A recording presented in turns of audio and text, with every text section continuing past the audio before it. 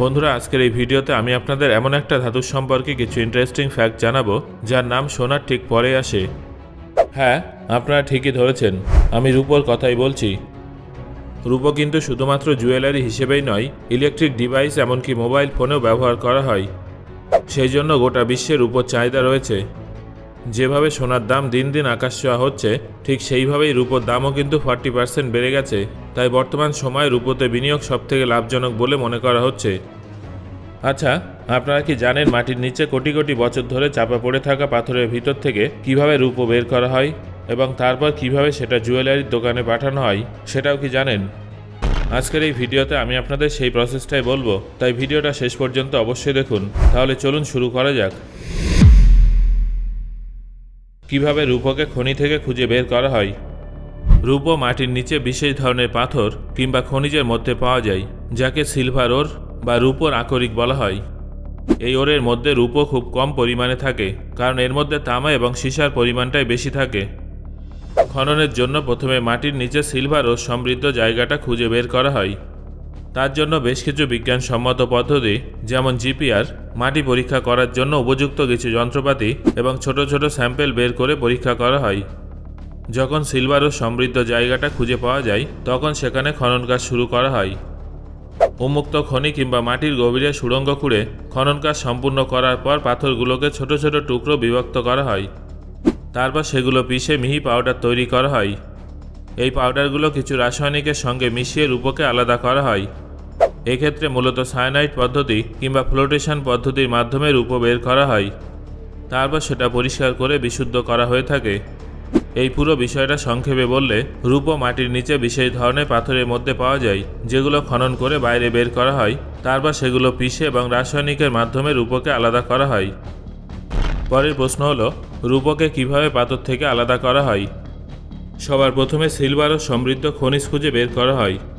রূপো বেশিরভাগ সময় মাটির ভিতরে সীসা, দস্তা কিংবা তামার মতো অন্য ধাতুর সঙ্গে পাওয়া যায়। এই জন্য রূপোর অনুসন্ধানে প্রথমে খনিজের পরীক্ষা করা হয়। খনিজ পাওয়ার পর সেটা খনি থেকে বের করা হয়। সাধারণত উন্মুক্ত খনি থেকে কিংবা মাটির গভীরে সুড়ঙ্গ খুঁড়ে বের করা খনি থেকে এই কাজটা করা হয়।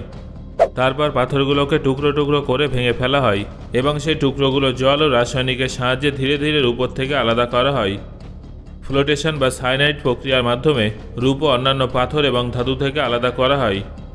এর মধ্যে বিশেষ ধরনের রাসায়নিক রূপোকে খনিজ থেকে আলাদা করে। তারপর বিশুদ্ধ রূপোকে 960 ডিগ্রি সেলসিয়াস তাপমাত্রায় গলানো হয়ে থাকে। রূপো গলে যাওয়ার পর অপদ্রব্যগুলো উপরে ভাসতে থাকে, যেগুলো সরিয়ে ফেলা হয়। তারপর গলে যাওয়া রূপোকে মোল্ডে ঢেলে ছোট ছোট শক্তিশালী পিণ্ডের আকার দেওয়া হয়। পরবর্তী সময়ে সেই পিণ্ডগুলো দিয়ে গহনা তৈরি করা হয় কিংবা অন্যান্য কাজে ব্যবহার করা হয়। এই প্রক্রিয়াটা খুব সাবধানভাবে সম্পূর্ণ করতে হয়, কারণ এতে প্রচণ্ড উত্তাপ এবং কেমিক্যালের প্রয়োগ করা হয়। তাই সঠিকভাবে কাজ না করলে বড়সড় বিপদের সম্ভাবনা থেকে যায়। ভারতের কোথায় সবথেকে বেশি রূপোর খনি পাওয়া যায়? বন্ধুরা, আপনারা কি জানেন ভারতের বৃহত্তম রূপোর খনি কোথায় আছে এবং সেখান থেকে প্রত্যেক বছর কতটা পরিমাণে রূপো বের করা হয়? ভারতের গুজরাট, মধ্যপ্রদেশ, কর্ণাটক, ঝাড়খণ্ড, রাজস্থান, তেলেঙ্গানা এবং অন্ধ্রপ্রদেশ ইত্যাদি রাজ্যে রূপোর খনি আছে, যার মধ্যে সবথেকে বেশি রূপোর উৎপাদন হয়ে থাকে রাজস্থানে।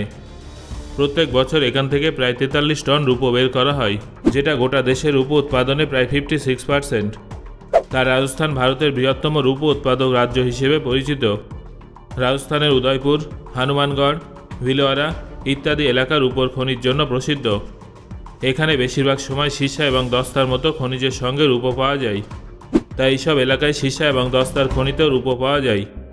রূপো উৎপাদনে ভারতের দ্বিতীয় স্থানে আছে অন্ধ্রপ্রদেশ, যেখানে প্রত্যেক বছর 10 থেকে 12 টন রূপো উৎপাদন করা হয়ে থাকে। এই তালিকায় তৃতীয় স্থানে আছে ভারতের তেলেঙ্গানা রাজ্য, যেখানে প্রত্যেক বছর প্রায় 5 থেকে 6 টন রূপো উৎপাদন করা হয়, যেটা গোটা দেশের রূপো উৎপাদনে প্রায় 7.5%। ভারতের রূপোর অনুসন্ধান এবং খননের জন্য ভারত সরকারও বিভিন্নভাবে সাহায্য করে, আর এই বিষয়টাকে উৎসাহ দেওয়ার চেষ্টা করে, কারণ রূপো বিনিয়োগের একটা বড় মাধ্যম। বাণিজ্য এবং অর্থনীতির দিক থেকেও রূপোর গুরুত্ব অনস্বীকার্য। ভারতের রাজস্থানে সবথেকে বেশি রূপো পাওয়া যায়। এছাড়াও মধ্যপ্রদেশ এবং ছত্তিশগড়েও সামান্য মাত্রায় রূপো পাওয়া যায়। এগুলোই হলো ভারতের রূপো উত্তোলনকারী প্রধান কিছু রাজ্য। রূপো দিয়ে কিভাবে গহনা তৈরি করা হয়? সবার প্রথমে রূপো গলানো হয় যাতে সেটা নরম এবং গহনা তৈরির উপযুক্ত হয়ে যায়। তারপর সেই রূপো 960 ডিগ্রি সেলসিয়াস তাপমাত্রায় গরম করা হয়। যখন সেটা গলে যায় তখন রূপোর একটা সলিড পিণ্ড তৈরি হয়ে যায়। তারপর সেই পিণ্ডটাকে ভিন্ন ভিন্ন টুলস যেমন হাতুড়ি, চিমটি এবং ফার্মিং মেশিনের সাহায্যে ইচ্ছা অনুসারে আকার দেওয়া হয়। তারপর রূপোর তার কিংবা হালকা শীট তৈরি করা হয় যেটা থেকে আংটি, কঙ্কন, পায়ের তোড়া ইত্যাদি জিনিস তৈরি করা হয়। তারপর সেগুলোতে হাত কিংবা বিভিন্ন মেশিনের সাহায্যে নানা ধরনের ডিজাইন করা হয়। কখনো কখনো এই সমস্ত গহনার মধ্যে রঙিন পাথর কিংবা মুক্তও ব্যবহার করা হয়, যার ফলে সেই গহনার সৌন্দর্য আরও বেড়ে যায়। সবশেষে গহনাগুলোকে পরিষ্কার করা হয় এবং পালিশ করা হয় যাতে সেই গহনার রং এবং ঔজ্জ্বল্য আরও বেড়ে যায়। বন্ধুরা, এই ছিল রূপোকে গলানো থেকে সেটাকে গহনায় পরিণত করা পর্যন্ত কমপ্লিট প্রসেস। এইভাবে রূপোর গহনা তৈরি করা হয় যেগুলো অলংকার হিসেবে ব্যবহার করা হয়ে থাকে। রূপো দিয়ে আর কি জিনিস তৈরি করা হয়? রূপো দিয়ে যে জিনিসটা সবথেকে বেশি তৈরি করা হয় সেটা হলো জুয়েলারি। রূপোর গহনা যেমন আংটি, বালা, ঝুমকো, নেকলেস এবং পায়ের তোড় অত্যন্ত জনপ্রিয়, যেগুলো বিশেষ অনুষ্ঠানে সাজসজ্জার জন্য মহিলারা পরে থাকেন। এছাড়াও রূপোর থালা, চামচ, গ্লাস ইত্যাদি তৈরি করা হয়। রূপোর বাসনের মধ্যে একটা আলাদাই ঐতিহ্য রয়েছে। ইলেকট্রনিক্সের রূপোর ব্যবহার দেখা যায়, কারণ বিদ্যুতের একটা সর্বোত্তম পরিবাহী হলো রূপো। মোবাইল, কম্পিউটার এবং সোলার প্যানেলে রূপোর একাধিক ছোট ছোট পার্টস থাকে। গহনা হোক, বাসন হোক কিংবা ইলেকট্রনিক গেজেটস রূপে সব জায়গায় রূপো বেশ প্রসিদ্ধ। শুধু তাই নয়, চিকিৎসা ক্ষেত্রেও কিন্তু রূপোর ব্যবহার করা হয়। যেমন ঘায়ের জন্য ব্যবহৃত ক্রিমে রূপোর প্রয়োগ দেখা যায়। তবে মূলত গহনা, বাসন এবং ইলেকট্রনিক স্মার্ট তৈরি করার জন্যই সবথেকে বেশি রূপো ব্যবহার করা হয়, যেটা আমাদের প্রাত্যহিক জীবন এবং শিল্প দ্রব্য উৎপাদনে অত্যন্ত জরুরি। কোন দেশে সবথেকে বেশি রূপো উৎপাদন করে? পৃথিবীর সবথেকে বেশি রূপোর উৎপাদন দেখা যায় মেক্সিকোতে। মেক্সিকো বিশ্বের রূপো উৎপাদনে প্রথম স্থানে আছে। এখানে সারা পৃথিবীর প্রায় 24% থেকেও বেশি রূপো উৎপাদন হয়ে থাকে। এই তালিকায় চীন এবং পেরু দ্বিতীয় এবং তৃতীয় স্থানে আছে। মেক্সিকোর বেশ কিছু খনিতে যেমন জাকাটেকাস, দুরাঙ্গো, চিহুয়া ইত্যাদি জায়গায় সবথেকে বেশি রূপো উৎপাদিত হয়ে থাকে। চীনে মূলত সীসা, তামা এবং দস্তা খননের সময় রূপো পাওয়া যায়। পেরুতেও বড় পরিসরে রূপোর উৎপাদন করা হয়, যেখানে মূলত তামা এবং দস্তা খননের সঙ্গে রূপোর প্রাপ্তি জড়িয়ে থাকে। এছাড়াও Chile, Bolivia, Poland, Russia, Australia এবং আমেরিকাতেও প্রচুর মাত্রায় রূপোর উৎপাদন হয়ে থাকে।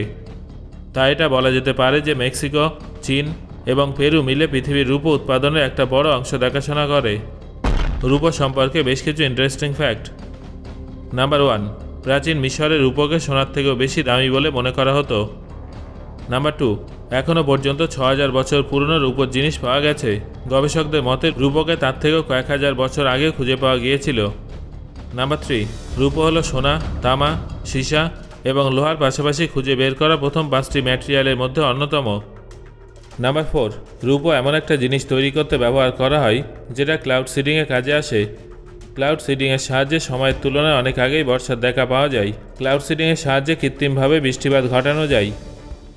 সো বন্ধুরা, আজকে আলোচিত রূপো সম্পর্কে এই তথ্যগুলো জানার পর কোন তথ্যটা জেনে আপনি সবথেকে বেশি অবাক হয়েছেন সেটা অবশ্যই আমাকে কমেন্ট করে জানান। ধন্যবাদ।